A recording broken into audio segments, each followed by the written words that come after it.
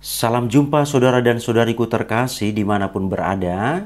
Semoga kita semua dalam keadaan baik dan sehat.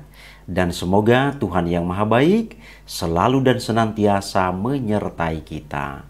Saudara-saudariku terkasih, untuk sesi ini saya ingin menjawab sebuah pertanyaan umat Katolik yang sudah sering muncul, yaitu menyangkut patung Bunda Maria ataupun gambar Bunda Maria.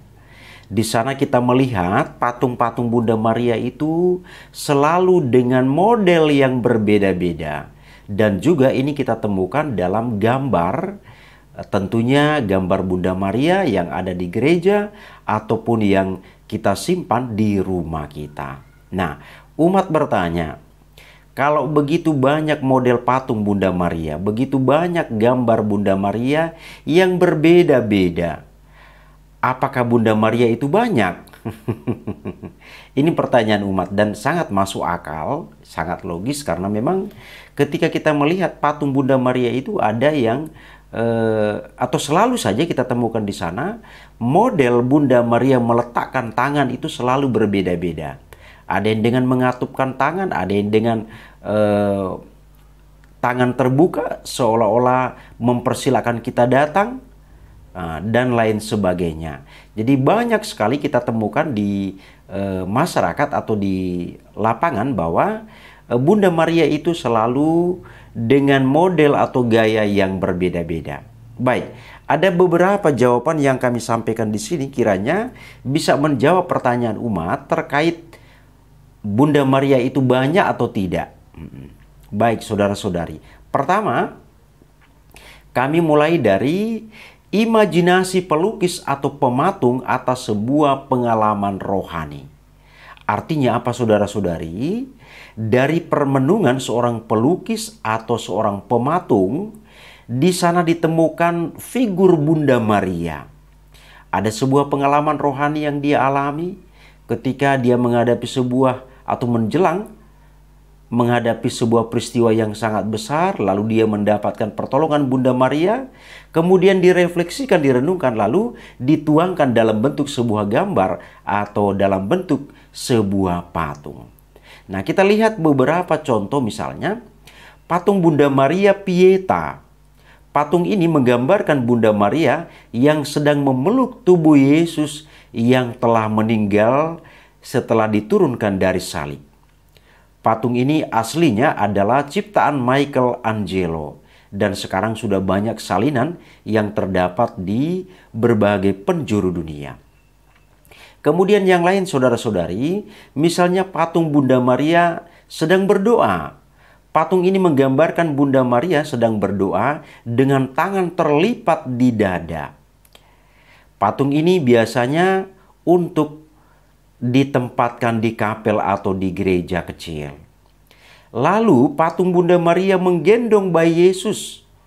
Patung ini menggambarkan Bunda Maria yang menggendong bayi Yesus dalam pelukannya. Kemudian patung Bunda Maria dalam berbagai kebudayaan. Patung Bunda Maria telah dibuat dalam berbagai gaya dan bahan sesuai dengan budaya dan tradisi setempat.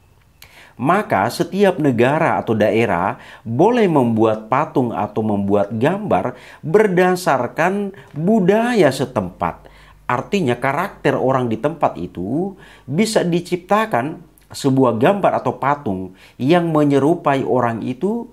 Tujuannya apa? Supaya pemahaman terhadap figur Bunda Maria itu lebih mengena, lebih masuk sesuai dengan budaya atau daerah kita. Kemudian patung Bunda Maria Ratu Surga. Patung ini menggambarkan Bunda Maria sebagai Ratu Surga dengan mahkota di atas kepalanya dan malaikat di sekitarnya. Lalu patung Bunda Maria tangan terbuka. Ini adalah salah satu bentuk patung Bunda Maria dalam posisi kedua tangannya terbuka yang melambangkan kesediaan dan kerendahan hati untuk menerima kabar sukacita dari malaikat Gabriel.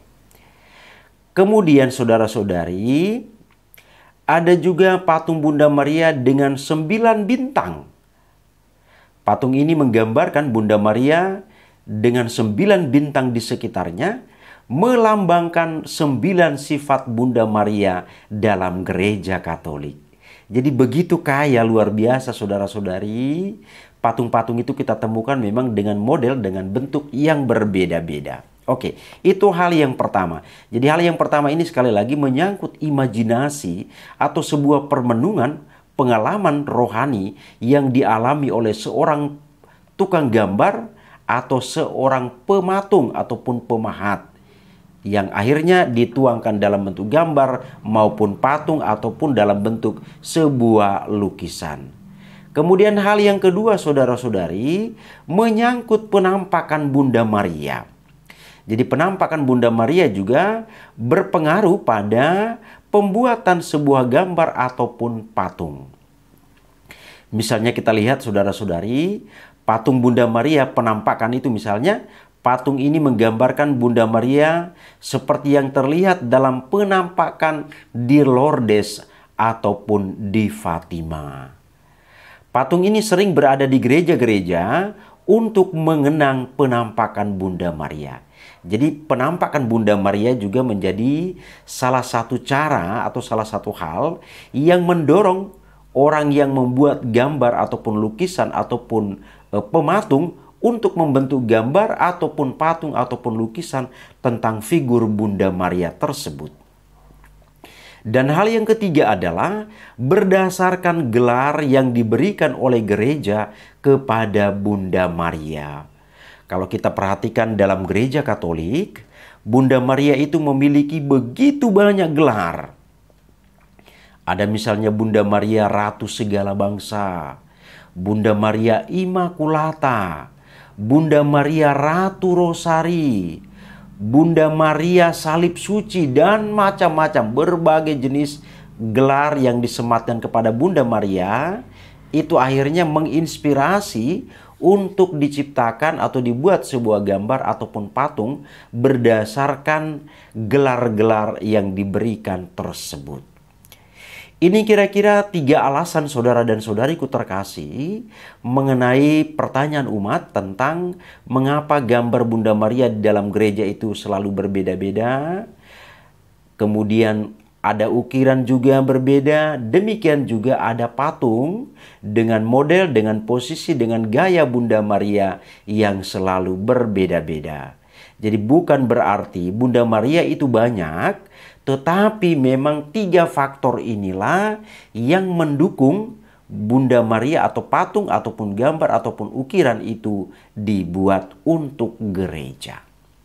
Demikian pemaparan dari kami untuk katekese singkat kali ini. Semoga membantu pemahaman kita.